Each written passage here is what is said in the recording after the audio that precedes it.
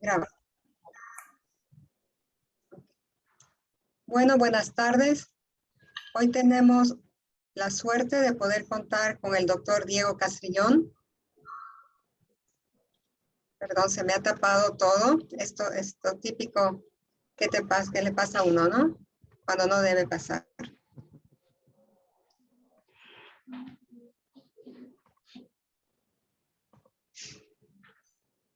Bien.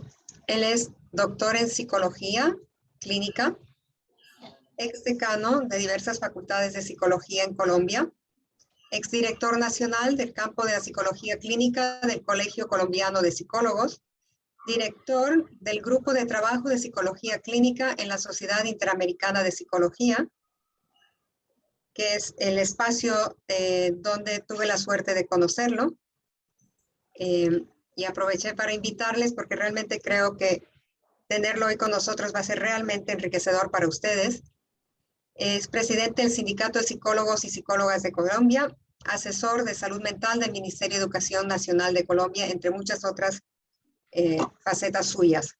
Entonces yo los dejo hoy con él, que le pedí que nos hable un poco de su experiencia y la realidad y desafíos de los adultos jóvenes en la etapa de incertidumbre post-pandemia. Bueno, muchas gracias y son todos tuyos, Diego. Gracias, Marión. Gracias, muchas gracias por invitarme. Marión y yo nos conocemos hace como unos 10 años, tal vez, hace unos 10 o 12 años.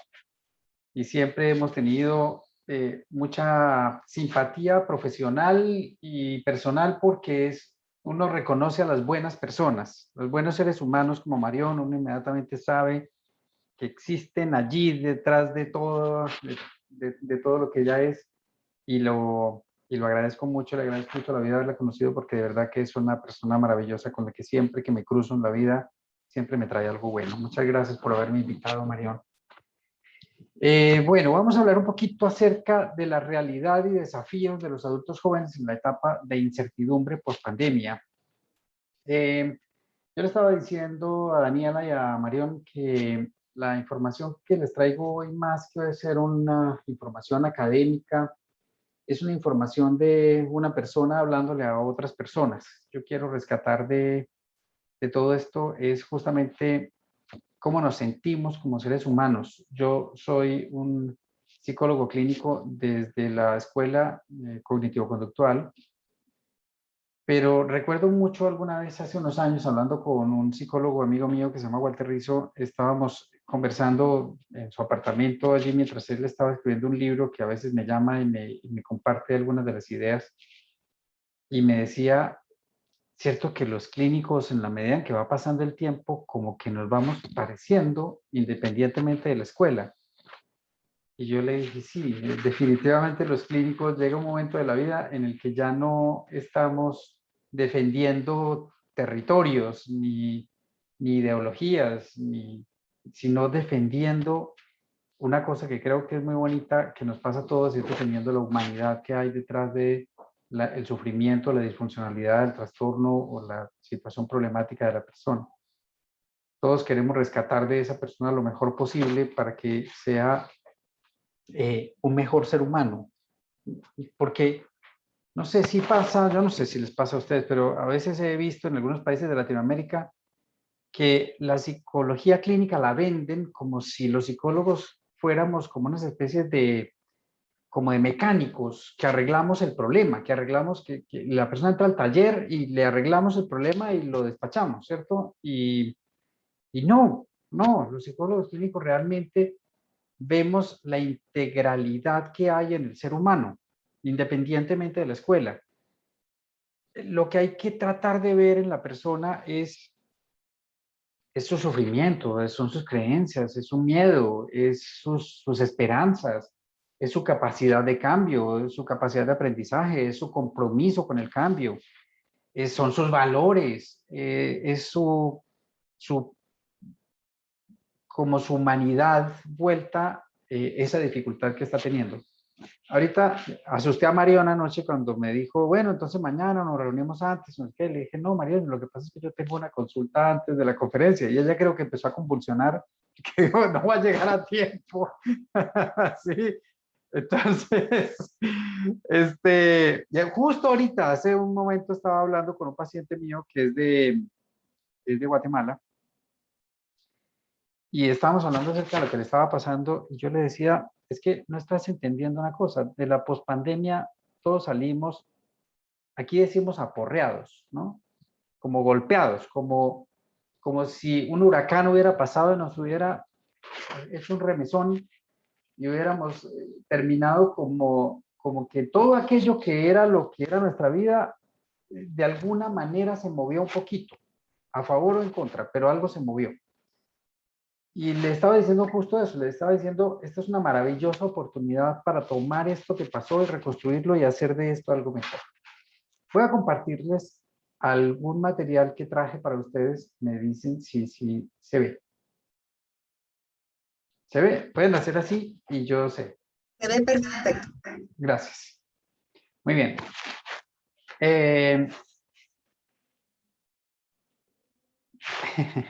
Esto no es una ironía, ¿sí? Ojo, no, es que de verdad, yo pienso que la pandemia, de verdad, lo digo honestamente, lo digo porque yo lo asumí así, desde el principio lo asumí así. Y es que yo pienso que la pandemia fue un enorme desafío para volvernos mejores personas.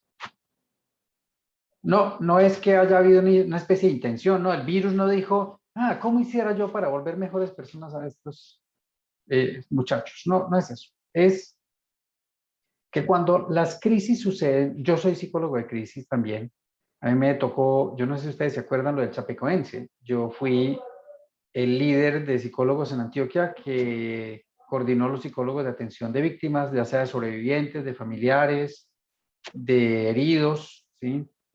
Entonces a mí me tocó aquí porque el avión se cayó aquí cerquita a mi población, a mi ciudad que se llama Medellín. Se cayó allí cerquita, entonces pues probablemente por recursos, por todo, porque además tenemos un aeropuerto aquí cerca, aquí tenemos dos aeropuertos, uno que está en la montaña y otro que está acá al lado. Entonces todo se coordinó desde este aeropuerto y a mí me tocó como trabajar en todo el asunto de la repatriación, la atención de los familiares que llegaban, eh, las, los psicólogos que estaban atendiendo a las personas que habían sobrevivido, etcétera.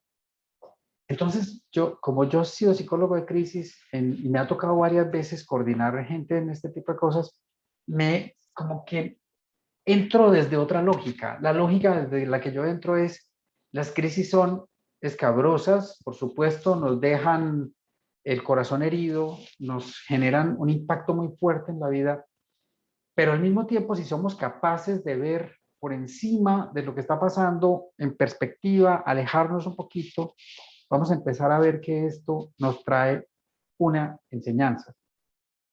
Nos trae algún tipo de elemento que nos obliga a repensarnos dentro de la nueva lógica del orden mundial en el que estamos. Y eso creo que es lo que quiero traerles para hoy, es que no todo ha sido tan malo. Realmente hay un montón de cosas que podemos rescatar. Ustedes saben que nos encerraron por una razón sencilla. Los sistemas de salud no podían contener el número de personas que estaban apareciendo infectadas, pero adicionalmente pasó algo, y es que no teníamos idea de cómo era este virus, ¿no? Hoy se conocen muchas cosas, pero en ese momento no se sabía gran cosa, no se sabía qué tratamientos iban a funcionar y qué no. Yo no sé si allá pasó lo que pasó aquí, y es que la gente empezó a tomar medicamentos veterinarios. Es una locura. Empezaron a tomar ivermectina, que eso se le da a los caballos y a las vacas. Yo vi un primo mío estaba tomando ivermectina. Cuando en el chat dice, no, yo estoy tomando ivermectina para poder como anticiparme a que el virus no me dé, porque la ivermectina me protege. ¿De qué estás hablando, pelotudo? Eso no funciona. Decía, claro, a doña Chuchita y a doña Petronila y a doña Magola le funcionaron. Me metí a los CDC, el sistema de detección de enfermedades y de análisis de enfermedades de los Estados Unidos, Y le mandé la noticia del CDC que decía, la ivermectina no protege a las personas contra el coronavirus. Y él me decía, de pronto, hubo miles de locuras. Usted no se imagina las cosas que hubo en toda Latinoamérica, porque yo, como hablaba con todos los psicólogos en medio de la atención de la pandemia,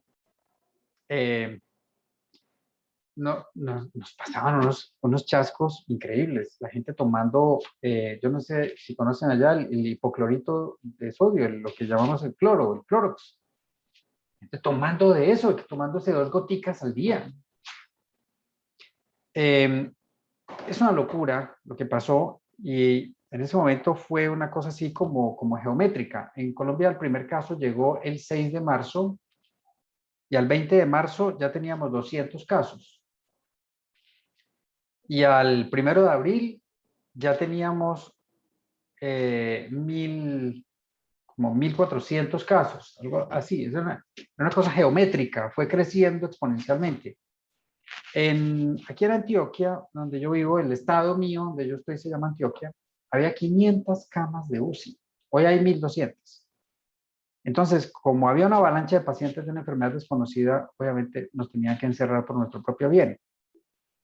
Es decir, yo me acuerdo mucho que en una entrevista con una cadena noticiosa aquí de Colombia, la periodista muy, muy acuciosa, ella, muy, muy fuerte, me va diciendo, pero es que se está alterando la salud mental de los niños. Yo le dije, sí, es cierto, los niños están teniendo afectaciones en salud mental, eso no lo podemos negar. Pero yo prefiero un niño afectado en su salud mental, pero vivo. Yo quiero un niño afectado en su salud mental, pero con los 2 padres vivos. O sea, es evidente que el costo-beneficio es mucho más alto si nos mantienen encerrados, así dejamos que la gente haga lo que quiera, porque ya sabemos qué va a pasar. El síndrome de la habituación se va a apoderar de nosotros y fue lo que pasó. Y fue lo que pasó. Cuando empezaron a abrir las economías, la gente se habituó. Entonces ya los veía uno en la calle así, así, en el mejor de los casos, ¿no? O así, o lo peor, ¿no? Se quitaban para estornudar y se lo volvieron a poner. Sí, están locos, o eran así por la calle, como si fueran baberos. ¿Qué pasó? Que cuando empezaron a abrir las economías de estos países, los casos volvieron otra vez a subir y esta vez más fuerte. Las reinfecciones fueron más frecuentes. Personas que habían tenido ya coronavirus volvieron a tener coronavirus. Personas que no se habían cuidado experimentaron por primera vez su coronavirus. Y tuvimos, aquí en Colombia tuvimos días de 770 casos de muerte. 770 muertos en un día. Eso es como si 5 aviones se cayeran al día. Es una locura. Así que entendamos que es que nos encerraron para poder protegernos, porque era mejor personas afectadas que personas muertas. Aún así, algunos países no lo manejaron tan bien. Todos recordamos lo que pasó en Guayaquil, donde la gente iba cayendo en la calle, se morían en la calle, caían y morían. Como una película posapocalíptica, una cosa así muy, muy fuerte. En la India, hace poco, no hace tanto, hace 2 meses en la India había una matazón producto de la Delta. En Estados Unidos, en Florida, en Texas. Otros países lo manejaron un poco mejor. Tal vez había países que tenían unas condiciones que los beneficiaban. Por ejemplo, empezaron a hablar muy bien de Noruega, de Finlandia, de Suecia. Yo tengo un par de pacientes, viven en Finlandia, son pareja, viven allí. Y me decían, pues claro, es que aquí la gente vive a 500 metros la una de la otra. Aquí las casas no son pegadas como en Latinoamérica, aquí las casas son por allá, así, pues claro, que no es que lo manejen mejor, es que todos aquí estamos más aislados. Así que yo creo que la primera parte de la pandemia fue muy bien manejada por los países al encerrarnos. Yo estoy absolutamente convencido de eso. Si no nos hubieran encerrado, la mortandad hubiera sido superior. En ese momento, cuando aparece las primeras noticias, empiezan a hablar, empezamos a ver, a mí me parece increíble. Entonces, ¿se acuerdan cuando en enero, tal vez, enero, finales de enero, estábamos en televisión? Yo me acuerdo que yo estaba, no, eso no fue en enero, eso fue a finales de febrero, sí, ya me acuerdo, fue a finales de febrero. Yo estaba en mi cama, así, acostado viendo CNN, televisión, ¿no? Estaba ahí, ¿verdad? Y de pronto dicen, las calles de Milán, no, en enero, a final de enero, le estaba mostrando las de Wuhan. De esas calles vacías, sin carros, sin gente. Yo viendo esas calles, yo decía, qué raro, ¿no? Qué cosa más extraña. Pero hasta ese momento, el idiota que soy yo no había caído en cuenta que es que eso iba a pasar en todas partes, porque eso estaba a un vuelo de distancia a cualquier lado. Y yo diciendo, uy, no, uy, ay, qué cosa tan increíble, ¿no? Cuando vi lo que estaba pasando en Milán, que los primeros casos en Europa aparecieron en Milán, cuando vi Milán y pasó lo mismo, me levanté de la cama, busqué mi teléfono y busqué a Mónica Riveros, una psicóloga que vive en Suiza, una psicóloga colombiana que vive en Suiza y que es experta en crisis, más experta que yo, mucho más. Entonces le dije, Mónica, ¿estás viendo lo que está pasando en Italia? Estábamos en unas horas de diferencia, yo estaba a las 11 de la noche más o menos, o sea que para ella eran como las 6 de la mañana, tal vez 5 de la mañana. Ella me contesta unas horas después y me dice, sí, eso es al lado, eso es al lado de mi casa, porque Suiza está al lado de Italia. Me dice, eso es al lado. Y le dije, Mónica, tenemos que hacer algo. ¿Qué te parece si armamos un equipo de psicólogos y nos preparamos para esta vaina? Porque yo sé que lo que viene es candela. Y me dijo, tienes razón, en una semana habíamos hecho una capacitación en red que todavía está, si la quieren, la pueden buscar en YouTube, está montada en YouTube en el canal del Sindicato de Psicólogos de Colombia. Entonces, montamos la capacitación para psicólogos, yo lancé una convocatoria, al día siguiente de haber lanzado la convocatoria, yo ya tenía 550 psicólogos voluntarios para trabajar con la gente en Latinoamérica. 550 en un solo día. Eran psicólogos de 12 países. Y al otro día había 1500 más. La gente se enojó conmigo porque no le había dado la oportunidad de poder trabajar en esto. Así fue la cosa. Fue una cosa muy, muy bonita, muy bonita. ¿Por qué? Porque sabíamos que lo que se venía era esto que está en pantalla. Miedo, aislamiento, soledad, distancia geográfica, distancia emocional, tensión, malestar, aburrimiento, ansiedad y tristeza. Eso era lo que sabíamos que iba a pasar. Entonces sabíamos que teníamos que contener emocionalmente a las personas durante este tiempo y la propuesta que hicimos fue muy sencilla, Aprovechando que WhatsApp en esas épocas no se caía y que casi todo el mundo tenía WhatsApp, ¿cierto? Entonces creamos una línea única para que la gente escribiera por WhatsApp. Entonces la gente escribía y decía, necesito un psicólogo. Yo nombré 6 líderes, yo era el séptimo, que durante la semana cada uno de ellos tenía la responsabilidad en el día de dirigir a las personas que llegaban donde mí, yo se las enviaba a él tenía 67 psicólogos a cargo. Entonces activaba psicólogos y les iba mandando casos. Entonces teníamos una tablita en donde estaban los psicólogos y los casos que les íbamos mandando, de tal manera que no quedaran psicólogos muy cargados y otros psicólogos sin trabajar. Teníamos 3 pacientes por psicólogo. Era como la meta. Si en los primeros días se llenaban, entonces activábamos psicólogos del segundo día y luego los del tercer día. Y así íbamos activando e íbamos corriendo. Entonces podía pasar que los psicólogos del lunes al viernes pudieran volver a ser activados porque había demasiados casos. El caso es que toda la gente llegaba donde mí por WhatsApp y yo se lo mandaba al coordinador, el coordinador a su vez se lo enviaba a los psicólogos. Y empezábamos a atender personas todos los días, día y noche. Una cosa increíble. Y era todos los días, yo, por ejemplo, era el que hacía la coordinación los domingos. ¿Por qué? Porque me daba como tristeza que los coordinadores durante la semana que habían sido muy... Porque ese trabajo de coordinación es muy desgastante. que habían sido muy comprometidos, pues se cansaran y llegaran a otro momento el domingo, pues dejando de estar con su familia, etcétera. Entonces prefería hacerlo yo. La incertidumbre era lo que más aparecía, era la queja más frecuente, era el miedo, era lo que más despertaba miedo en las personas.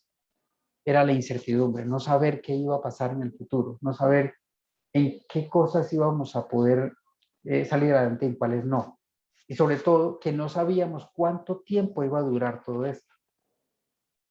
Ahí les pongo lo que me decía un primo, esto parece que nunca acabara, porque como todo el tiempo estaban saliendo noticias y no veíamos luz al final del túnel, entonces nos sentíamos muy asustados.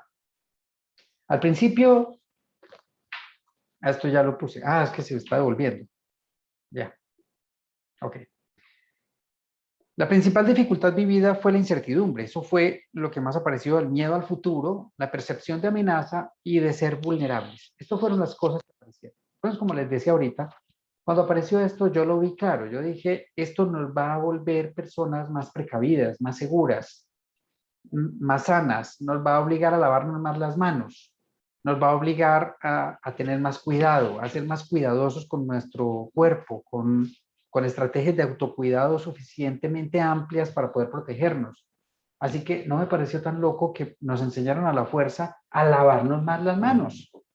Incluso estaba viendo estadísticas en Latinoamérica y la enfermedad diarreica aguda disminuyó un montón gracias a que la gente se está lavando las manos por el COVID. Imagínense eso, o sea, muchos niños se están dejando de morir por eso. Además de eso, la distancia, y entonces bajaron, por ejemplo, bajaron las tasas de contagiados por enfermedades respiratorias de las que son contagiosas.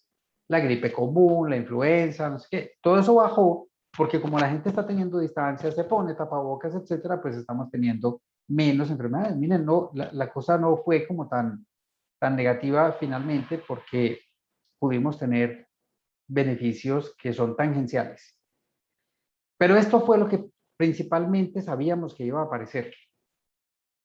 Así que una de las cosas que pasó fue esta, ¿cierto? Que fue creo que lo más costoso de todo, y es que estábamos obligados a vivir solos o con las mismas personas las 24 horas del día.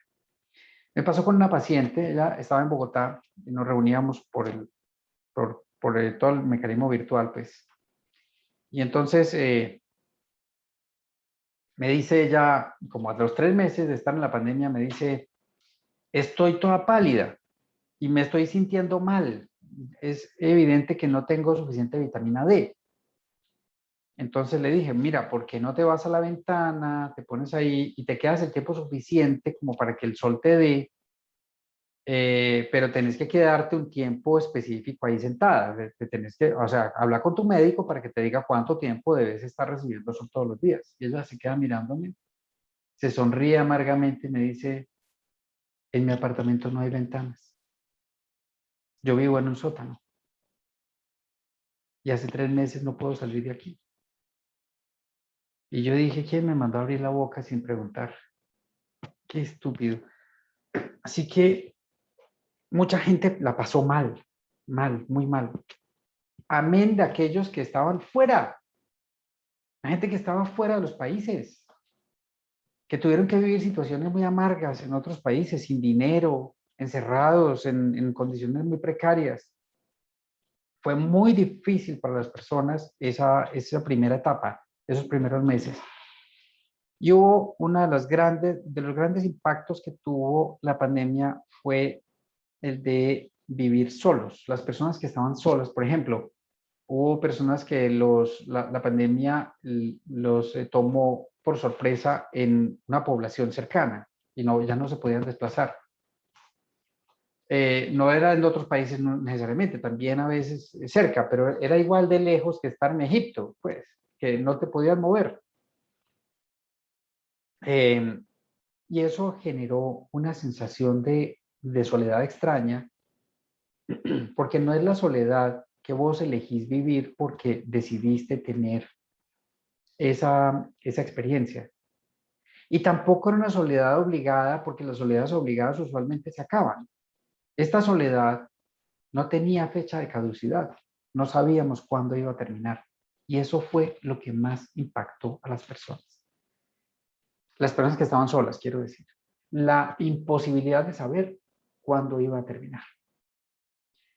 Lo otro costoso que pasó es que como estábamos con las mismas personas las 24 horas del día, sucedió una cosa muy curiosa y es que yo no sé si ustedes han visto que cuando uno tiene un contacto con personas en donde hay tensión, en donde hay dificultades, uno con quién habla estas cosas, usualmente con las personas que tiene más empatía emocional, con la mamá, con el papá, con un hermano, con la pareja, con el primo, pero normalmente uno estas cosas no, pues, no las tiene con ellos. Pues uno puede tener algunas dificultades con la familia de eso, pero en el día a día uno con quien más tiene tensión es con el compañero de la universidad, es con el compañero de trabajo, es con las situaciones de la vida en la que uno tiene que interactuar con otras personas y no nos ponemos de acuerdo y hay roces. Entonces ese tipo de cosas usualmente lo resolvemos emocionalmente hablándolo con otras personas para poder procesar. Pero resultó que cuando estábamos viviendo con las mismas personas las 24 horas del día, no teníamos de quién quejarnos, no teníamos con quién quejarnos de lo que estábamos viviendo con esta persona. No lo podíamos procesar emocionalmente con otros. Adicionalmente, porque con quien procesábamos eso es con la persona con la que estamos teniendo la dificultad. Entonces se nos volvía más complicado. Eso fue otro de los grandes costos, y es que al estar juntos tanto tiempo, empezó inevitablemente a acumularse frustración, incomprensión, incomodidad, roces, malos entendidos. Eso finalmente terminó costándole mucho a las parejas, mucho. Las parejas que por fuerza se fueron a vivir juntas durante este tiempo, las parejas que las sorprendió la pandemia juntas, porque aquí fue así. Un viernes salimos de trabajar, ¿sí? Era 21 de marzo, me acuerdo, era un viernes. Salimos de trabajar común y corriente a las 5 de la tarde y al otro día estábamos encerrados, sin previo aviso. Ya, o sea que hubo personas que les agarró la restricción de movilidad, así, de un momento a otro, o las parejas que usualmente se encontraban poco tiempo durante el día, es decir, uno con su pareja cuando vive con ella o está casado o se van a juntar los fines de semana y eso, uno cuando ve a su pareja, uno sale del trabajo, se mete en el tráfico, llega a la casa, entonces ve a la persona 2 o 3 horas al día. Pero cuando la ves 24, esa hechicera se empieza a volver una bruja, ¿no? Sí, ese lindo ángel se empieza a volver el duende. Así que fue muy difícil porque el desgaste natural de las parejas se incrementó por volumen de exposición. Que eso sabemos, los psicólogos sabemos que eso pasa y es una cosa que fue estudiada inicialmente en Japón y es que una de las preguntas clave que se hicieron algunos psicólogos fue ¿por qué si el hacinamiento crea agresión, por qué en Japón no? ¿Sí? Entonces empezaron a estudiar por qué las personas eran más tolerantes frente al hacinamiento, porque ustedes saben que en Japón todo es así abigarrado, ¿no? Es demasiado estrecho. Y una de las conclusiones fue que era porque esas personas estaban de paso, no eran personas estables. Mientras que cuando estabas con personas estables era inevitable que terminaras peleando. Esto implicó muchas tensiones, dificultades, intolerancias, carencias, soledades y nostalgias. Todo eso pasó en las personas estando solas o estando en pareja. Las emociones estuvieron a flor de piel durante esa época porque teníamos miedo a enfermarnos, miedo a la muerte, miedo a que alguien cercano a nosotros se enfermara, miedo a que alguien cercano muriera, miedo a que esto fuera demasiado largo, porque había personas que decían que esto iba a seguir hasta el 2022. Miedo a que no se pudiera recuperar el orden social que conocíamos. miedo a la pobreza, porque mucha gente se vio afectada porque se disminuyeron mucho los ingresos económicos. La cantidad de gente que perdió el trabajo en Latinoamérica fue una cosa increíble. Ahora la recuperación en los países va a diferentes ritmos y niveles, pero por ejemplo, yo no sé cómo están en Bolivia, pero en este momento en mi país hay un 90% de recuperación de los empleos en comparación de lo que pasó desde abril del año pasado. Se demoró mucho, pues, que imagínense, o sea, desde abril hasta octubre y apenas vamos en el 90. Nos falta todavía ese 10% en año y medio. O sea que la pobreza fue muy tenaz. Y hubo países en los que los proyectos sociales o de acompañamiento social o de apoyo a las personas más vulnerables en medio de la situación pandémica fue muy escasa o inexistente.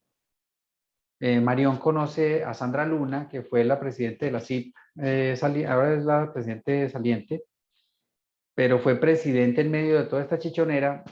Y me acuerdo que una vez conversando con ella me decía, en Guatemala no hay apoyo para los pobres. Aquí el gobierno no destinó un solo dólar a ayudarle a las personas que se quedaron sin trabajo. Así que eso fue otro de los grandes costos, que fue la incertidumbre frente a la posibilidad que yo tenía de darle alimento a los hijos, por ejemplo, de darle salud, de darle lo básico, ¿sí? Entonces, eso fue generando otro montón de dificultades adicionales. La soledad fue la madre de la deprivación social, de la ansiedad, de la depresión, de los problemas relacionales y los duelos. La soledad fue como lo que más vivimos en medio de la pandemia. Todos, de alguna manera, nos sentimos algo solos. O nos sentimos muy solos o nos sentimos despiadadamente solos. Eso provocó, por ejemplo, en los jóvenes una falta de relacionamiento muy tenaz porque había deprivación social. No podíamos ir a la universidad, no podíamos ir a los trabajos. Los adolescentes no podían ir al colegio. Yo tengo un niño, mi hijo cuando empezó la pandemia tenía 10 años. Entonces al principio él me decía, qué chévere no tener que madrugar tanto, qué bueno poder recibir las clases aquí, porque me puedo parar en cualquier momento, ir a tomarme mi agüita, regreso, me quedo con la cobija, si no, qué sabroso. Meses después me seguía diciendo, yo le decía, ¿cómo vas, hijo? ¿Cómo vas? Me decía, ok, voy ok. Pero este año lo empecé a sentir cansado con la virtualidad. Le empezaron a hacer falta los amigos, le empezó a hacer falta el ambiente del colegio, el salón de clase, el contacto con el profesor. Y un día me dijo, te voy a decir algo que yo pensé que nunca iba a decir. Sí, hijo, que es extraño el colegio. ¿Sí? La deprivación social fue muy costosa en los niños, adolescentes y jóvenes. Yo creo que fue el grupo de edad que más se afectó por esto fueron ustedes, los más jóvenes y los más jóvenes de ustedes. La ansiedad, la depresión, los problemas relacionales están relacionados directamente con eso, porque las personas no podían tener el contacto con otros congéneres en el momento en el que uno más lo necesita. Ese es el momento en el que uno vaya a hacer lazos sociales que a veces duran toda la vida. Ese es el momento en el que uno tiene relación de pareja y ensaya y mira cómo es y se enamora. Ese es el momento en el que uno tiene amigos para compartir experiencias. Ese es el momento en el que nos sentimos más cercanos a ser adultos con las responsabilidades, pero también con los placeres que trae la adultez. Y entonces al no tener todo eso aparece todo esto que estamos viendo en pantalla. Pero adicionalmente, los jóvenes, los adolescentes y los jóvenes casi nunca cuentan con que la vida también puede ser maluca, con que la vida también puede ser sufriente. Y de pronto se sorprendieron porque alguien de su familia murió por coronavirus. Y eso es algo que no tenían contemplado en un pasado reciente. Entonces se vieron abocados a tener que estar resolviendo duelos para los que no se había planeado nada, no estaban preparados, no era algo que hubiéramos estado hablando con facilidad en el pasado. O sea, en el 2019, ¿quién dijo, bueno, muchachos, nos tenemos que preparar porque de pronto tenemos algún duelo en la familia o en los amigos, en los conocidos, en los compañeros? ¿Quién dice eso? Más bien, ¿quién decía eso? Todos decíamos, sí, claro, no, todos sabemos que vamos a morir, no, es que los duelos son así, pero ¿quién dijo, oigan, tenemos que prepararnos porque es probable que tengamos duelos repetidos, que tengamos duelos cercanos? Me acuerdo de una psicóloga hace unos meses que me contactó y me dijo, quiero hablar contigo, pero como clínico. Y le dije, ¿qué te pasó? Me dice, me quedé sola en el mundo.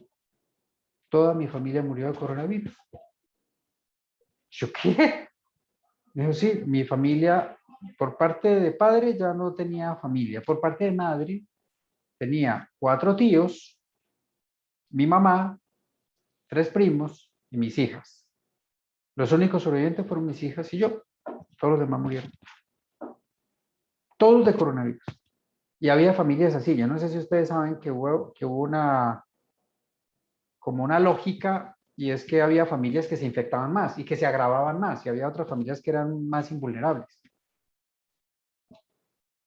No estábamos preparados para tener tantos duelos tan cerquita, tan rápido, tan unos encima de los otros. Eso no fue una cosa para la que hubiéramos estado preparados, a pesar de que la gripe española de 1918 nos había enseñado que esto podía pasar. Una cosa que yo pensé, porque me puse a estudiar lo que pasó con la gripe española, yo me decía a mí mismo, esta gente sí la pasó mal, sí que la pasó mal. Porque nosotros tenemos hoy más acceso a los alimentos, tenemos domiciliarios, cosa que no había en 1918. Teníamos internet, televisión, radio, Netflix, libros, comunicaciones, todas las que quisiéramos con cualquier persona en el mundo. O sea, mientras que ellos en 1918 estaban encerrados con una vela y uno que otro libro que hubiera en las casas y ya, había más. Esa gente sí la pasó mal, mucho más mal que nosotros. Porque nosotros no tuvimos cero comunicación, ellos sí. Así que me imagino que, porque no hay muchos estudios de eso, fue una cosa muy rara. Después de la gripe española, nadie hizo estudios. Es como si hubieran querido olvidar todo ese episodio tan horrible de la humanidad de ese momento. Aparecieron pensamientos existencialistas. Eso fue otra de las cosas que vi y que todavía sigo viendo. Yo atiendo muchas personas al día, yo tengo una media de 12 pacientes diarios y algunos de ellos son personas jóvenes como ustedes. Más o menos un 30% de mis pacientes son personas así jóvenes, más o menos entre los 17 y los 28 años. En Colombia, la juventud llega hasta los 28 años, y ahí en adelante ya se considera que es un adulto medio. Entonces, empiezo a ver muy frecuentemente en los adolescentes y jóvenes el existencialismo, pero no es un existencialismo, digamos, a secas, sino un existencialismo más nihilista, un existencialismo muy profundo, muy desesperanzado, más inclinado hacia lo negativo, con una sensación como de desesperanza, incluso me lo decía un paciente, me decía, llegaron los oscuros. Yo decía, ¿qué son los oscuros? Y me decía, los pensamientos. Mis pensamientos son muy oscuros. Otro me decía, yo siento que tengo un cuervo acá que me habla al oído todo el tiempo acerca de las cosas de la vida. Y yo no quiero escucharlo, pero hace mucho ruido. Aparecen esos pensamientos existencialistas sobre nosotros, sobre el futuro, que es muy incierto. Ahora ya hay mucha más certidumbre. Cuando empezaron a salir las vacunas, creo que todos tuvimos una dosis de escepticismo, ¿cierto? Por allá en octubre del año pasado, que no, que ya el avance con las vacunas, en que y en noviembre, que la primera vacuna, que yo me acuerdo que yo era como, si será hombre, y me metí a estudiar el fenómeno de por qué habían hecho una vacuna tan rápido. Si las vacunas se tardan en promedio 10 años, y encontré que es que el ARN mensajero existe desde 1986, pero que es que las farmacéuticas no se habían atrevido a utilizarlo por la mala prensa que tenía lo de los cambios en los genes, ¿no? Y el ARN mensajero no es que cambia los genes, cambia el mensaje, por eso se llama así, cambia el mensaje. Entonces no era cambiar la genética, no era como esos, como las semillas transgénicas y no sé qué, toda la cosa que hay, pues el escándalo que hay hoy con eso. Es otro mecanismo distinto. Entonces cuando estudié y vi que es que era el ARN mensajero, dije, ah, no, es que esto es otra cosa, esto ya existía, esto, lo que estaban esperando era el momento propicio para sacarlo. Y lo mismo los que estaban utilizando el virus inactivo, como es la rusa, la china, ¿cierto? Que es el virus inactivo.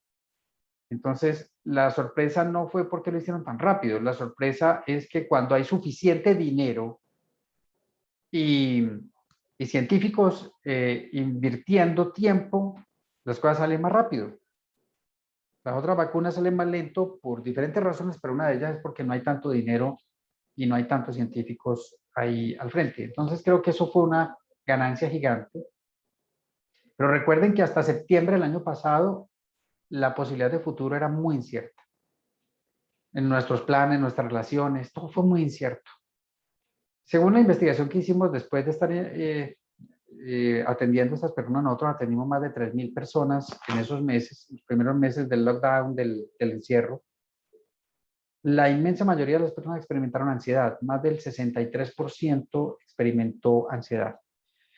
Le seguía la depresión con un 47%. Problemas relacionales era como casi el 20%, duelos era el 13% y problemas varios el resto. Problemas de todo tipo. Personas que nos llamaban a decirnos, mi hermano tiene ataques epilépticos y no conseguimos el medicamento. Y entonces yo estoy muy angustiada por eso. Entonces nosotros moviendo cielo y tierra en México o en Chile, porque los psicólogos atendían, por ejemplo, el psicólogo me tocó una psicóloga guatemalteca y, y atendía a una persona de Argentina. Entonces me preguntaba a un colombiano que cómo hacía para pedir el medicamento en Argentina. Entonces inmediatamente yo tenía que conectarme con la gente de la CIP de Argentina para que me dijeran cuál es el procedimiento y así darle la información al psicólogo de Guatemala. Eso nos pasó mucho, mucho, mucho. Ustedes no se imaginan la cantidad de... Y las cosas que pasaban. Por ejemplo, una persona, esto es una anécdota muy chistosa, una persona que le dice al psicólogo que es que él tiene una parafilia que es vestirse como un bebé y que se le habían acabado los pañales. Entonces, ¿cómo hacía para conseguirse los pañales? Porque ¿cómo podía seguir en su rol de bebé si no tenía pañales? Vainas locas que nos pasaron en eso fueron increíbles. Por ejemplo, hacer terapia de pareja a una pareja que estaba a 3.000 kilómetros de distancia. Es decir, uno de los miembros estaba en un país y el otro estaba en otro país y estaban en crisis de pareja. Entonces nosotros interviniéndolos porque estaban en crisis de pareja y no se podían ver. Y estaban a punto de separarse por la falta de unión. No, unas cosas increíbles. Así que en la investigación que hicimos por la atención de los pacientes que tuvimos a través del Sindicato de Psicólogos de Colombia y la Sociedad Interamericana de Psicología, llegamos a esto. Entonces, una de las cosas que yo hice fue trasladarle esta información a diferentes ministerios de salud de Latinoamérica, los que lo quisieron recibir, porque nos comunicamos con ellos y hubo ministerios que nos contestaron. El de su país no contestó. Contestaron, sí, no, qué sorpresa, veo a Marión haciendo la cara de qué sorpresa. Me contestaron de México, de Panamá, de Costa Rica, de Colombia, Perú, Argentina. De esos me contestaron, entonces les mandamos la información de qué era lo que habíamos encontrado y supe, pues porque algunas personas de esos ministerios luego nos contactaron diciendo que estaban creando políticas de intervención basadas en esto. Incluso aquí en Colombia se comunicaron conmigo al Ministerio de Salud y me dijeron, queremos contratar a tus psicólogos para que hagan atención por telefónica a personas dentro del país y les pagaban muy bien, les pagaban $1,500 y no eran exclusivos, es decir, podían trabajar, seguir trabajando en sus trabajos y con que recibieran las llamadas, efectivamente, les pagaban $1,500 mensuales. Así que fue muy bueno, y fueron nuestros psicólogos. Entonces yo les dije, ¿por qué lo nuestro? Porque ya están entrenados, porque ya tienen la capacitación, porque ya tienen la experiencia. Ya, esa es la gente que necesitamos aquí. Entonces se lo llevaron para una línea aquí en Colombia que se llama la línea 192, que es una línea de atención de salud mental exclusiva para salud mental, que la creamos cuando yo era asesor del ministerio hace unos años, cuando creamos el Plan Decenal de Salud Mental. Y ha funcionado muy bien la línea, así que sería buenísimo. Yo no sé si en su país existe y si existe hay que fortalecerlo y si no, hay que proponerlo. Las líneas de atención en salud mental telefónicas son muy baratas y muy eficientes. Bueno, sigamos. Hubo muchas separaciones afectivas en el 2020 y 2021. Es decir, que los duelos no fueron solo por enfermedad y muerte, porque además la enfermedad, pues, yo no sé si ustedes saben que está creando muchas secuelas. Ahorita atendía a una paciente que su hermana tiene una mielitis transversa y está perdiendo funciones y es post-COVID y parece ser que se va a morir. Entonces, se va a morir de mielitis y eso es muy doloroso.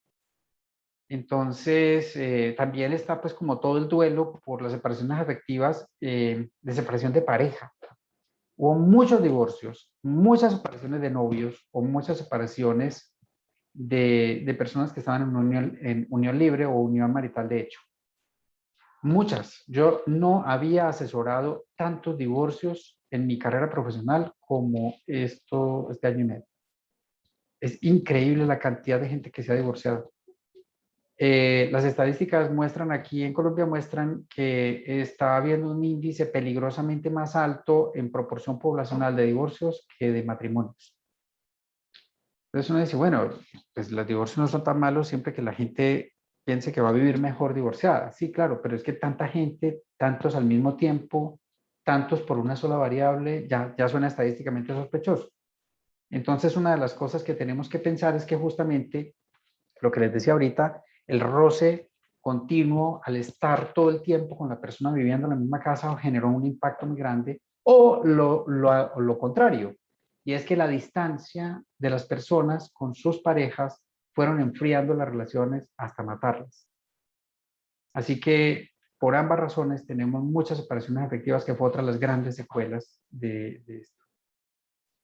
Hay dificultades de intercambio heterosocial en niños y adolescentes, bueno, lo que hablamos ahorita, y eso generó un desafío porque el desarrollo de competencias evolutivas se menguó. En algunos casos se detuvo, en otros casos fue lento. Así que tenemos ahí un enorme problema, y es que para el momento evolutivo de la persona no pudo desarrollar esas competencias. Y lo estoy hablando también para ustedes, porque personas de 20, 21, 22 años todavía están haciendo desarrollo de competencias sociales que son muy necesarias para la adultez media y que nos están dando. Así que también tenemos ahí un gran impacto, que es otro de las grandes secuelas de esto. Los niños están experimentando miedo a morir o a que mueran las personas que ellos aman. Los niños están hablando mucho de eso. Los psicólogos me lo contaban todo el tiempo. Yo no atiendo niños, no soy capaz. Los niños no me quieren y yo a ellos tampoco. No, pues quiero decir clínicamente, porque para uno ser terapeuta de niños tiene que ser medio recreacionista y yo no, para eso no sirvo. Entonces, yo no atiendo niños, pero los que atienden niños me dicen, estamos teniendo más niños en consulta, más niños ansiosos, más niños depresivos, pero niños además que experimentan esto que está en pantalla. Y es el miedo a morir o que mueran las personas que ellos aman. Yo me acuerdo que me contaba una psicóloga que los niños le están diciendo a los papás, por favor no te mueras, con mucha frecuencia. Y eso, pues, imagínense, eso parte el corazón, eso desgarra a los papás, porque dicen, ¿cómo hago? Yo tengo que salir a trabajar. Y en mi trabajo ha habido gente con COVID. Yo no le puedo prometer que no me voy a morir, pero al mismo tiempo le tengo que dar confianza. Es muy tenaz. Estos son otros los grandes desafíos y pues ustedes no son niños, pero seguramente tienen hermanitos o sobrinitos ¿sí? Que están experimentando las cosas y hay que ayudarles inmensamente con esto. Esto es una de las cosas que he observado, lo de la inutilidad de la vida, que es lo que le decía ahorita, lo del nihilismo, y es que está apareciendo esto como una especie de lógica, y es que la inutilidad es como la lógica que se está imponiendo en un momento de estos. En los adultos se apareció problemas de soledad, miedo, vulnerabilidad, duelo, tristeza y desesperanza. La vulnerabilidad es una condición muy humana, todos tenemos vulnerabilidades de diferentes tipos, pero se exacerbaron y eso generó una sensación de indefensión. Acuérdense el concepto de indefensión aprendida. Esto es indefensión aprendida. Y se conectó con todo lo otro, entonces estamos sintiéndonos un poquito más humildes. Creo que eso es chévere también, que hayamos aprendido a ser un poquito más humildes, menos narcisistas, menos egocéntricos, menos sintiendo que somos tan importantes, ¿sí? Creo que la vida vino y nos enseñó un poquito de humildad y nos dio con una tabla mojada en la nalga y nos dijo, no sos tan importante como lo crees. Esto ya está. Llegamos, bueno, no, pero perdón, esto. Hemos estudiado y he trabajado desde casa durante un año y de pronto nos metieron otra vez la presencialidad. Hay una sensación de extrañeza al volver a la calle, ¿cierto? Yo no sé si a ustedes les pasó al principio cuando empezamos a salir a la calle. Yo no salía a la calle, yo vivo en una unidad residencial, una urbanización, yo no sé cómo se llama allí, cerrada. Entonces yo no salía a la calle, todo lo pedía por domicilios. Entonces yo tengo una terracita ahí al frente de mi casa, tengo una terracita, todos los domiciliarios dejaban las cosas ahí y yo salía con una cosa a echarle alcohol, ¿no? Cuando creíamos que las cosas estaban también, los virus estaban en las superficies, a echarle alcohol, esperaba un ratico y luego recogía las cosas. Entonces yo no tenía que salir a nada a la calle. En mi trabajo nos permitieron estar en la casa. Y además de eso, yo todos los pacientes los atendía virtuales, entonces yo todo el tiempo estaba en la casa. Yo solo empecé a salir a la calle cuando me vacuné. Fue cuando empecé a salir, y eso que salía de manera muy restrictiva porque solamente tenía la primera dosis. Cuando llegó la segunda dosis, esperé 21 días para salir con normalidad a la calle. Escuchen esto, es una cosa así como, creo que no hay nadie más exagerado que ustedes conozcan que yo. Por una razón muy simple. Tengo un niño de 12 años. No puede crecer solo. Así que yo tenía que estar ahí. Entonces fue una cuestión de responsabilidad conmigo. Pero además estaba la situación de contagiar a otros, o de caer a un hospital, a una UCI, a una intubación, a morir, ¿cierto? Entonces creo que esto, al empezar a salir a la calle, yo no sé si ustedes se acuerdan, ¿no? Era como que, ¿cierto? Aquí hay sistema de transportes masivos interconectados, entonces los buses que llevan al metro, uno se monta al metro. Entonces en el metro uno veía cómo entraban y echaban de esa cosa cuaternaria, esa cosa que es como un humo ahí blanco. Entonces todo el mundo se tenía que salir de los vagones, se echaban de eso y volvían y entraban. Entonces una cosa así súper exagerada porque teníamos mucho miedo. Y creo que los que nos cuidamos tanto, le enseñamos a los que no se cuidaban, porque por ejemplo a mí no me dio COVID. A nadie de mi familia le dio COVID. A nadie. Porque yo a todos los mantenía así en la rayita, ¿no? ¡Ojo pues! Entonces, y me hacían caso, afortunadamente. Y como yo soy del área de la salud y otros familiares también son del área de la salud, entonces estábamos muy enterados, estábamos compartiendo la información y la gente se cuidó. Está bien pensar así, hay que cuidarse.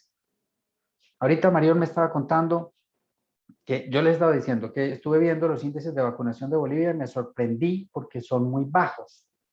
Y les dije, ¿será que las farmacéuticas les están quedando mal? Me dijo, no, la gente no se quiere vacunar. Yo no lo puedo creer, no lo puedo creer, que la gente no se quiera vacunar. Entonces le dije algo que vi en estos días en televisión, que me gustó mucho, que decía, ¿cuántas personas con poliomielitis o viruela has visto en tu vida? La persona me pone a pensar y dice, no, a nadie. Dice, las vacunas funcionan, pero hay que ponérsela. Así que el que no se haya puesto la vacuna, que porque le van a poner un chip, pues pida que el chip traiga Excel avanzado y mandarín y inglés. ¿Sí? Que le pongan el chip plus. No hay ningún chip. Que la vacuna daña al cuerpo, no es cierto. Yo seguí muy de cerca el país que más vacunación tuvo al principio, que fue Israel. 9 millones de personas vacunadas en tiempo récord. Y adivinen qué pasó. Nada. En términos de salud pública no pasó nada. Pero además ahora tenemos 190 millones de personas vacunadas en Estados Unidos. 190 millones. ¿Y qué ha pasado? Nada. Las vacunas son seguras. Los datos lo dicen. Así que por favor vacúnense. Dejen de ser tercos con esto, porque si no nos vacunamos todos, no va a desaparecer esta enfermedad. Mientras algunos pueden sentir el síndrome de la cabaña, otros pueden experimentar la liberación del encierro. ¿Qué es el síndrome de la cabaña? Es el placer de estar encerrado. Es el gusto de estar allá, es el gusto por no salir tanto a la calle, es el gusto de encontrar en la casa una especie como de sensación de protección. Mientras que usualmente los jóvenes sintieron que cuando les dieron la posibilidad de salir a la calle, todos salieron de, los amigos, ¿qué más? Todo el mundo con el codito, ya después de 3 veces, cantando todos así, abrazados. Así que la experimentación de la liberación del encierro fue algo que pasó. Hay gente feliz de poder volver a la calle, de ir a las discotecas, de poder irse al barcito a tomar una cerveza, de ir al cine, pero en un país con tan baja vacunación como el de ustedes, eso es jugar ruleta rusa con un revólver lleno de balas. Así que no se lo recomiendo. ¿Por qué no se vacunan? Vacúnense. Es que no me crean a mí, vayan a las cifras. Busquen en PubMed, busquen en Google Académico. ¿Qué está pasando con la gente vacunada en el mundo entero? Cuando uno tiene más de 100 millones de personas vacunadas en un país, ya tiene datos, pues. Ya sabe para dónde va. Vacúnense, hombre. Las vacunas protegen. Esta situación implica un modelo de adaptación que no era el que nos habían enseñado. En ninguna parte enseñan esto. Ninguna facultad de psicología, excepto las que estaban trabajando crisis, eh, emergencias, atención de emergencias, etcétera, excepto esas, las demás facultades no, porque nunca lo vimos como una necesidad, ¿cierto? Ahora creo que vamos a tener que empezar a integrar mucho más el concepto de estrategias de adaptación frente a este tipo de fenómenos, como lo que le pasa a la gente a veces de manera muy idiosincrática, muy particular, y otras veces en poblaciones, y otras veces en países, y otras veces en el orbe. Así que uno de los grandes desafíos para los psicólogos es empezar a hablar de adaptación en términos mucho más naturales con las personas, hablar de adaptación como una forma normal, natural de vivir, de ser más felices, gracias a que somos más adaptables. Esa es una de las cosas que yo más le digo a mis pacientes.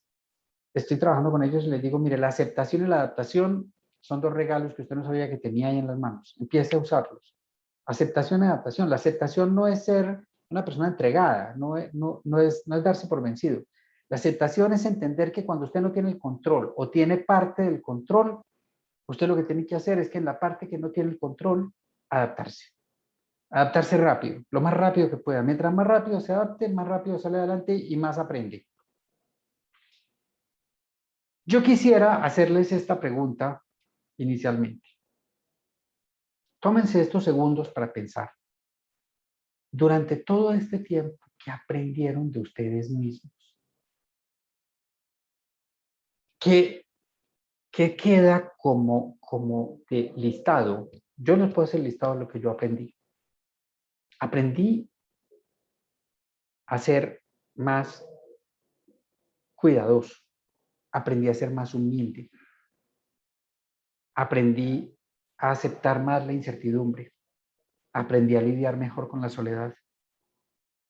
Aprendí a amar más a los míos, porque a mí me pasó exactamente lo contrario, y es que mientras yo más compartía con mi gente, más los quería.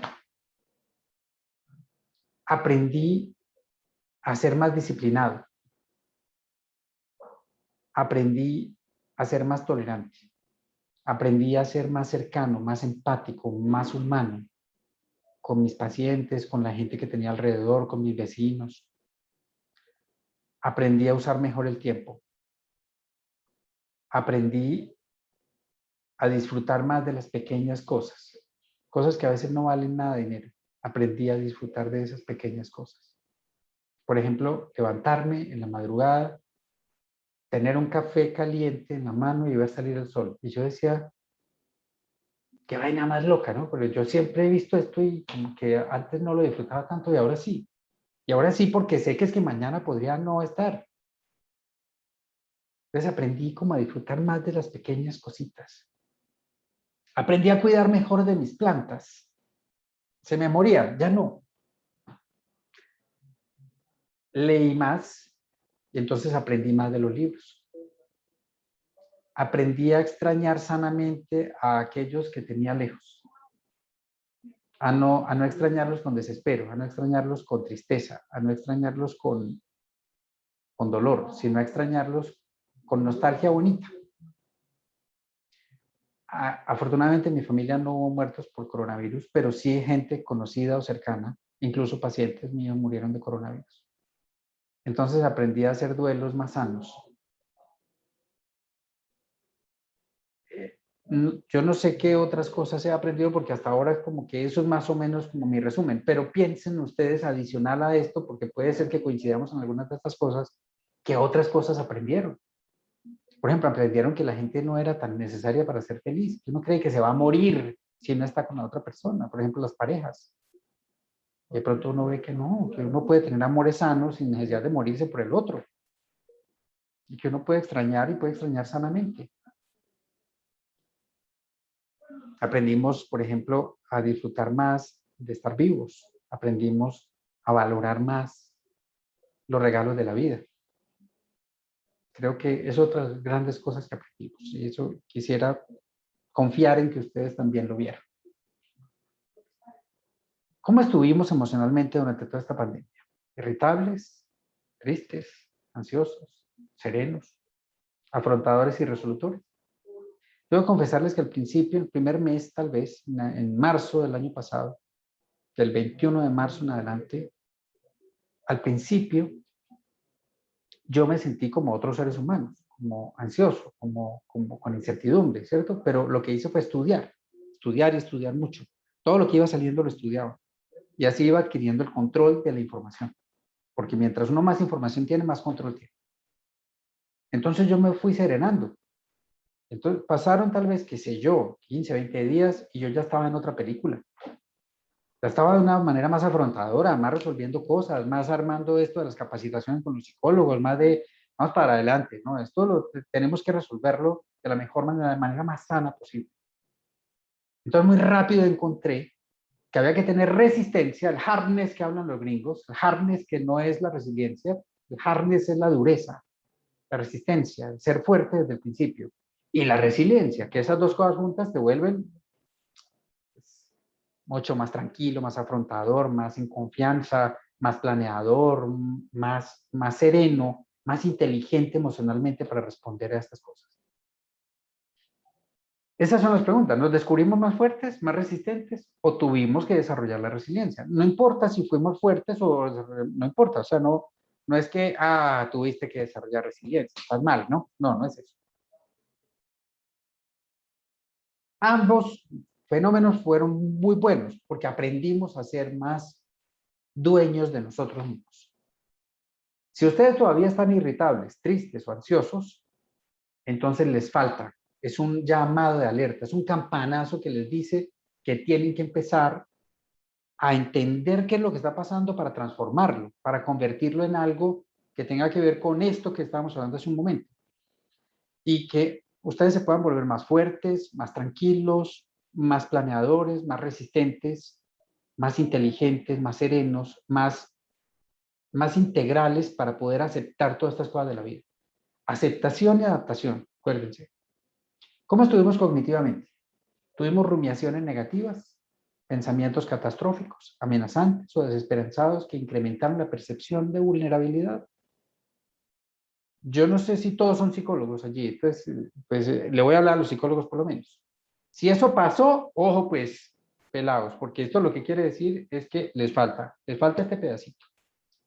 Controlar pensamientos catastróficos, rumiaciones, o decirse permanentemente cosas que negativamente influyen sobre su capacidad de afrontamiento es una falla que todos sabemos que se conoce como sesgo negativo confirmatorio y que es la madre de todas las distorsiones cognitivas que existen.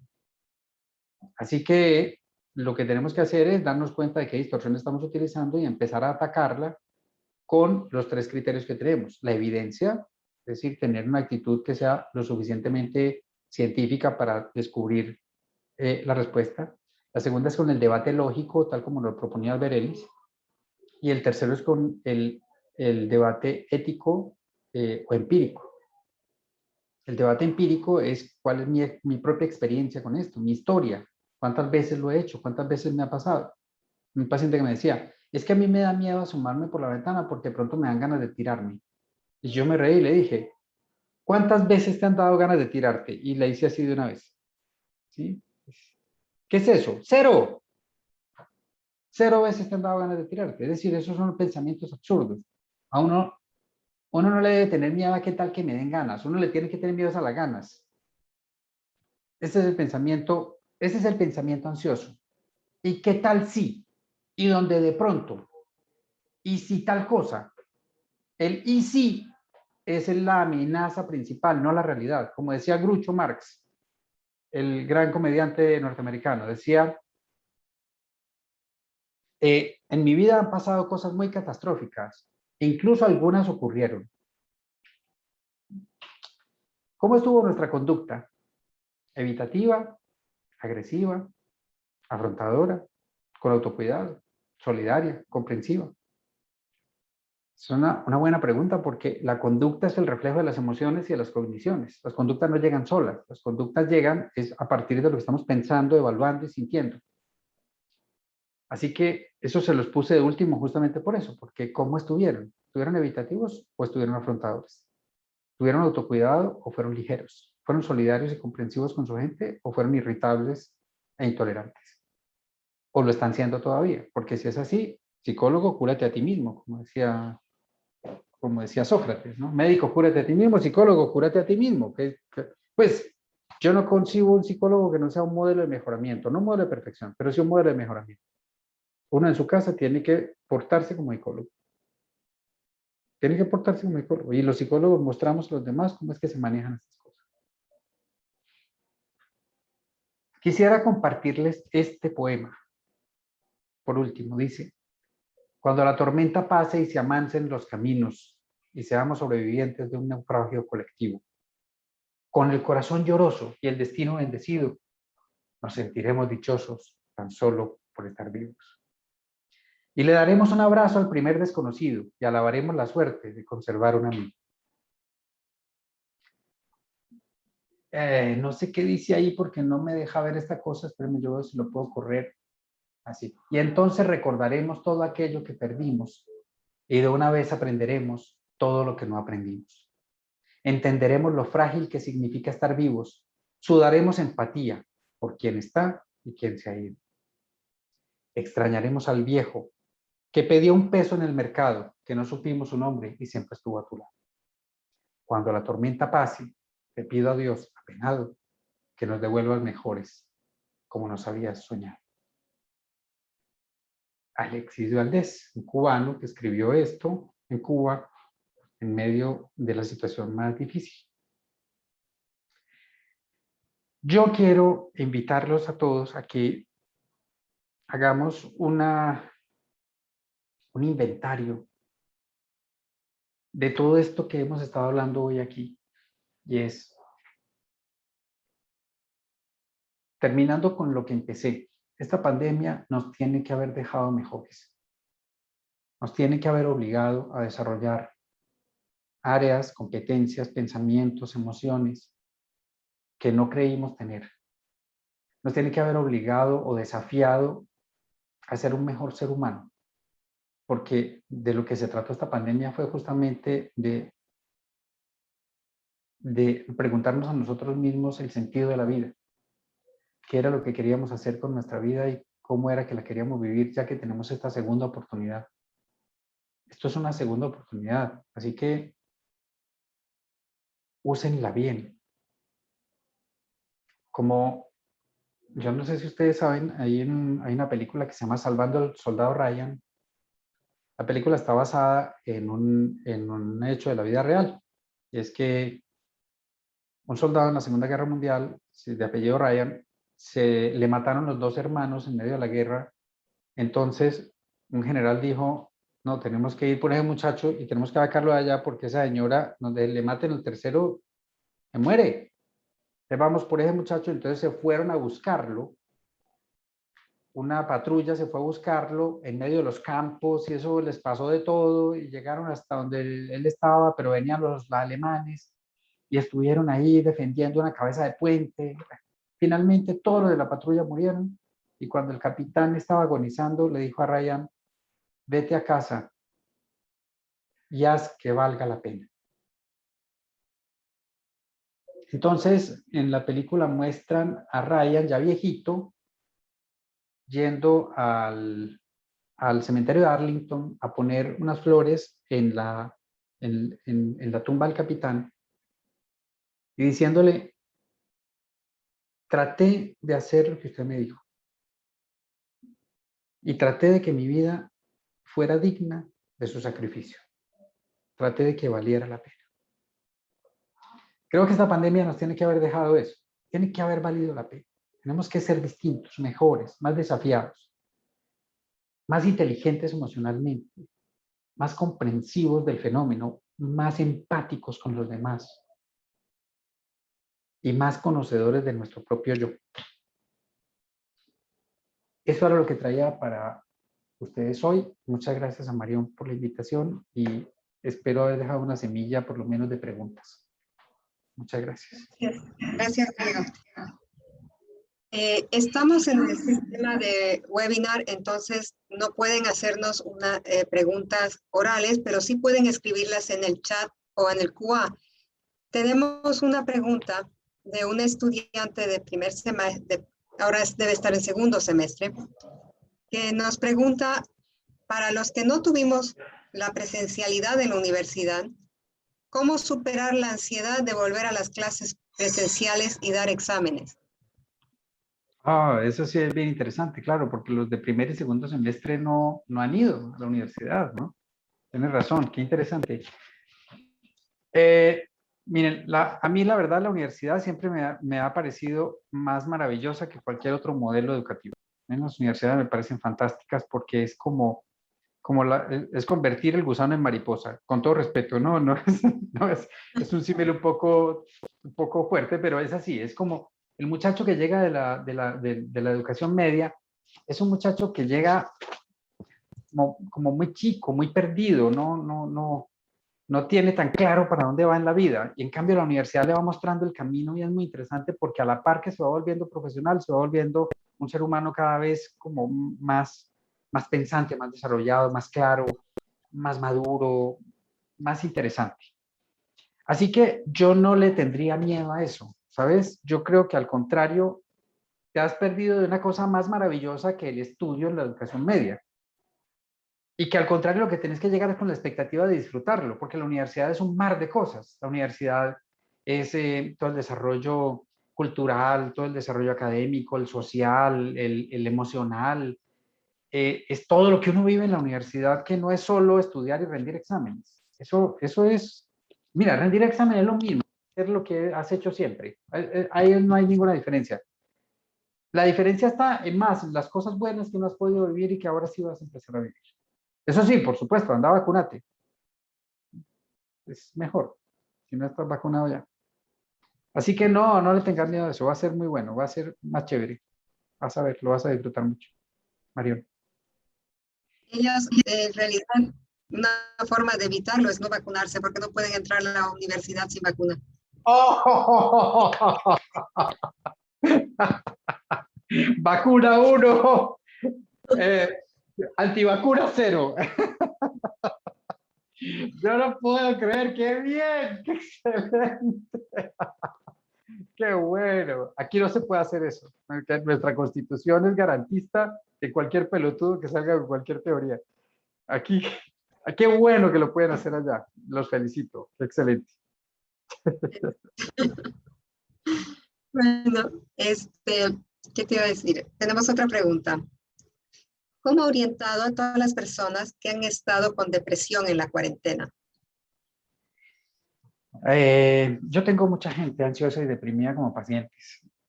Una de las cosas que hay que hacer es acompañar a las personas, o sea, cuando usted no es terapeuta, lo que hay que hacer es acompañar a la persona que tiene el trastorno. Acompañar lo que quiere decir, cállese y quédese ahí. No se ponga a decirle estupideces. Ponga de su parte. Esto se le va a pasar. Vea las cosas bonitas de la vida. No le digan esas cosas a las personas deprimidas. Lo que hay que hacer es quedarse callado y estar al lado de la persona. Y hablar con ella de otras cosas, meterla en el mundo otra vez, comentarle chismes, contarle anécdotas, compartir con ellos experiencias, decirle, ven, ayúdame a cocinar, ven, ayúdame a arreglar el closet, ven, tengamos experiencias. Las experiencias hacen que las personas se sientan mejor. Y, por supuesto, hay que alentarlos a que reciban atención. La mejor atención en depresión y ansiedad es la atención compartida, es lo que llamamos el tratamiento integral, que es psicofarmacología y psicología. La psicofarmacología de las personas ansiosas y deprimidas se da a través de antidepresivos. Los antidepresivos, los mejores son los inhibidores selectivos de recaptación de serotonina, que no generan adicción, no generan alteraciones cognitivas, no dan ni quitan sueño, no generan alteraciones en la alimentación, no generan alteraciones en la atención y la memoria. Así que los antidepresivos son bastante amables en general. Y como no generan adicción, en cualquier momento el psiquiatra se los puede retirar cuando ya la persona está bien. Y en terapia psicológica, la cognitivo-conductual es la más eficiente en personas que tienen depresión y ansiedad. Así que les recomiendo que a esas personas les sugieran que vaya al terapeuta, que vaya al psiquiatra, porque usualmente el tiempo de recuperación de una persona deprimida, cuando es atendida por ambos profesionales, se baja a la mitad. Cuando es atendida por cualquiera de los dos, se sube al doble. Por favor, ayúdenle a las personas a entender que la depresión pues no es una enfermedad, pero sí es un trastorno mental muy incapacitante y realmente es bastante más sencillo de transformar que otros, como por ejemplo el Asperger o el TDAH o el autismo. Pues el autismo y Asperger ya lo mezclaron, pero siguen siendo distintos. La esquizofrenia, todos los esquizos son mucho más difíciles. La depresión es bastante más amable y se dejan manejar más fácilmente. Así que pídanle que vaya al terapeuta. Marión. Marión está en este momento ocupada. Ok, listo. Estoy en una llamada porque tengo un adolescente. Tenemos otra pregunta. Es muy difícil poder pasar clases de forma pacífica en la casa con una familia conflictiva. ¿Cómo podría ser más llevadero el ambiente y no dejar que afecte mi atención cuando mi único refugio es mi cuarto?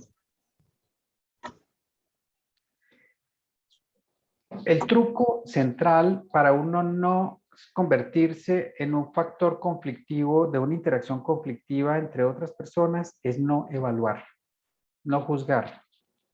Cuando vos evalúas, tomas partido, pero además te llenas de motivos para poder tener una emoción específica. Evaluar es el principal enemigo de la persona que quiere mantenerse al margen del conflicto. Evaluar es central. Si vos dejas de evaluar, empezás a sentirte mejor. Eso es lo primero. Lo segundo es tener una actitud suficientemente asertiva con los demás. La asertividad no es pelear. La asertividad es ser un buen torero, saber cuándo le hace uno la Verónica al problema y saber cuándo la enfrenta. Lo tercero es mantener la calma, la tranquilidad, la paz. Una persona pacífica usualmente es una persona con la cual casi nunca se meten. Y cuando se meten no obtienen nada, entonces se cansan.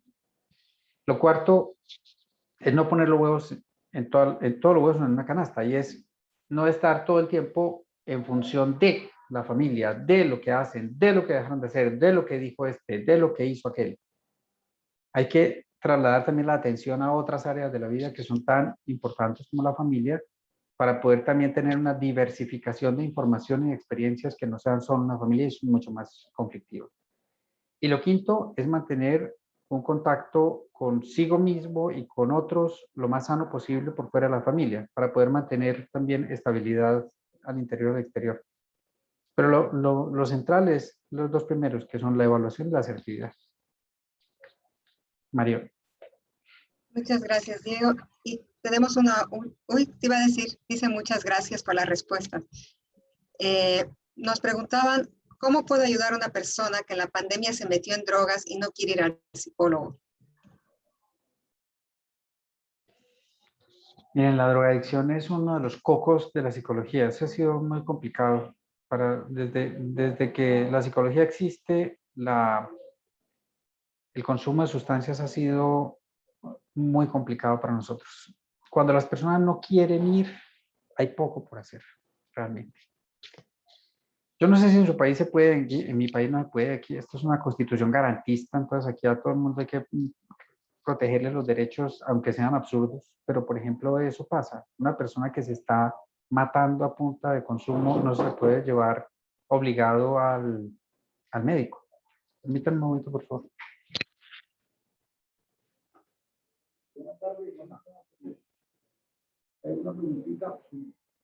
Yo también para la cuestión de obligadista. En una conferencia. Hay que hablar con Roberto.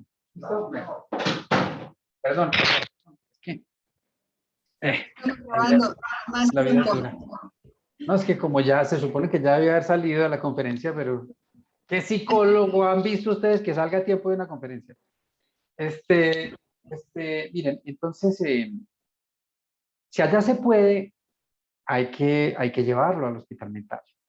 Si se puede. Si no se puede, hay que convencerlo, pero no desde el ataque, desde la descalificación, porque ellos están suficientemente claros y convencidos de lo que usted les está diciendo. Es que ningún farmacodependiente va a decir, la cocaína me hace bien para la salud. Todo el mundo sabe que eso es dañino, pero lo que se puede hacer es a través del acompañamiento y de la conversación más que de la descalificación o del ataque o de la agresión, tratar de hacer que la persona vaya. O sea, ellos, ahí en ese caso, la frase de se atraen más abejas con miel que con vinagre, tiene más sentido. Así que traten de hacerlo de una manera más amable y amigable, porque ese lenguaje sí lo escuchan más fácilmente.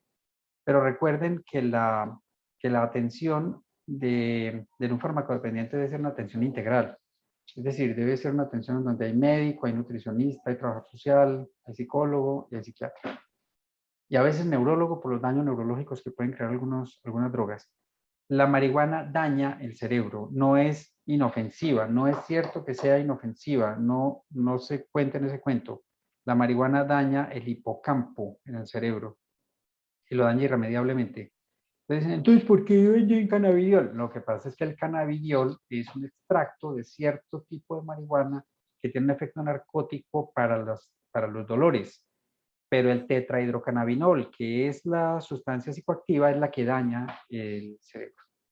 Así que hay que ayudarle a las personas a ir y recibir la atención integral en los hospitales que tienen ese tipo de servicios, pero a través del amor. Ahí pelear con ellos es pelea perdida. Bueno, yo creo que si seguimos, vamos a estar aquí hasta mañana, Diego. Tengo dos preguntas más y ahí lo dejamos para poder devolverte a quien te está llamando. Una pregunta es, ¿qué se necesita para ser psicólogo? Y la otra, ¿cómo ayudar a una persona a superar el duelo? ¿Qué se necesita para ser psicólogo? Estudiar después. Bueno, el perfil del psicólogo, yo no me quiero meter con eso porque no tengo la suficiente información acerca de cómo es ser psicólogo en Bolivia. Entonces creo que sería muy arrogante de mi parte decir algo como eso. Pero creo que es claro, es decir, en la universidad tienen claro el perfil del estudiante y del egresado, ¿sí? Entonces, creo que esa pregunta yo se la cedería con todo cariño a Marión porque yo no quiero responder una babosada. Con Sí, disculpa. Sabes que es que un poco la idea de muchos de ellos es, para ser psicólogo tienes que ser lo máximo en salud mental y más o menos santo reencarnado, ¿no? Entonces imagino que va por ahí la pregunta. Ah, no, no, no, para nada. No, vea, para uno ser psicólogo, entonces, uno tiene que tener un coeficiente intelectual normal, ¿sí? Eso empecemos por ahí. Lo segundo es tener claro uno hacia dónde se quiere dirigir. Hay muchos campos de la psicología, muchos, muchos. Psicología jurídica, psicología aeronáutica. O sea, no se queden todos en lo organizacional, en lo social, en lo clínico. Hay muchos campos de la psicología y algunos de ellos más inexplorados que otros. Por ejemplo, la neuropsicología tiene un campo de apertura súper bueno. Eh, y hay otras, la psicología comunitaria, la psicología del desarrollo, la psicometría, hay muchos campos de la psicología. Entonces tengan claro como hacia dónde les gusta más, qué es lo que quisieran hacer para que hagan más énfasis desde el pregrado, desde el grado, como se llama allí, para que en su posgrado sea lo mejor. Mis 3 posgrados fueron en psicología clínica. Yo lo tenía clarísimo que yo quería ser clínico desde siempre. Entonces, traten de entender como qué es lo que más les gusta y hacia dónde se quieren dirigir. Eso es como lo primero. Lo otro es ser muy disciplinado, ser estudioso. Para uno ser psicólogo tiene que ser estudioso, disciplinado. Tiene que estudiar mucho y tiene que seguir estudiando. Yo sigo estudiando y yo tengo muchos más años que ustedes. Yo todo el tiempo estoy mirando cosas, estoy mirando qué salió en esto, en aquello. Uno tiene que ser muy estudioso. Lo otro es que entienda que tiene que desarrollar competencias de heterosocialidad, es decir, competencias de relacionarse con las personas. Un psicólogo no le basta ser un profesional, tiene que ser una mejor persona.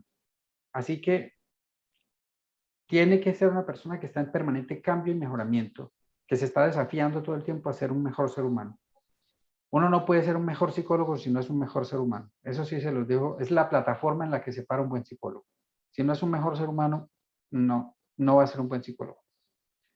La inteligencia emocional, la capacidad de negociación, de escucha, de encontrar soluciones a los problemas, de hacer menos drama, de tener una actitud más resolutora de problemas que productora de problemas. Una persona que sea comprensiva, empática, solidaria. Es decir, no quiero, como les digo, no quiero meterme con el tipo de perfil porque sé que pues, la universidad tiene un perfil específico y quiero respetar eso porque pues seguramente allá también le hacen más énfasis al psicólogo que quieren desde la universidad, entonces le hacen más énfasis a cosas que de pronto puedo yo no decir y eso no quiere decir que no esté bien, quiere decir que yo no lo hablé. ¿Cuál es la otra pregunta, Mariam? ¿Cómo ayudar a alguien en un proceso de duelo? Miren, el duelo tiene varias fases y esas fases no son consecutivas. Las fases del duelo pueden ser solapadas una encima de la otra. Incluso una puede desarrollarse más rápido, otra más despacio y no necesariamente se van dando de manera consecutiva. Y eso es muy bueno entenderlo porque las personas a veces piensan como, ay, este se devolvió. No se devolvió, es que no ha pasado de la fase de tal área. Entonces, la primera parte del duelo es la estupefacción. Y la segunda es la negación. La tercera es la ira. La cuarta es la tristeza. La quinta es la aceptación. La sexta es la adaptación. Y la séptima es la trascendencia. Esas son las fases del duelo.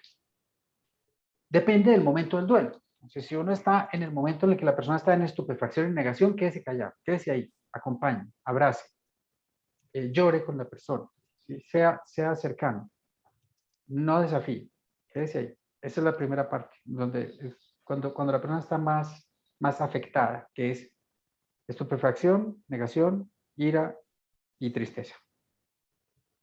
Si ya la persona está más en el momento de la aceptación, entonces ahora sí, hable con la persona, déjela hablar mucho, permítale que hable. Mientras habla, usted parafrasee cosas, dígale cosas, sí, métase por otro ladito, apoye, es decir, acompañe en la conversación, pero no descalifique ni evalúe negativamente. Eso sí no se hace en duelo. Luego, cuando la persona está en el momento de la adaptación, apoye para que la adaptación se vuelva más rápido, ayude, empuje, ¿sí? Proponga, genere estrategias, permítale a la persona hacer cosas distintas, proponga usted mismo cosas medio sorpresivas para que la persona tenga que estar haciendo esa adaptación.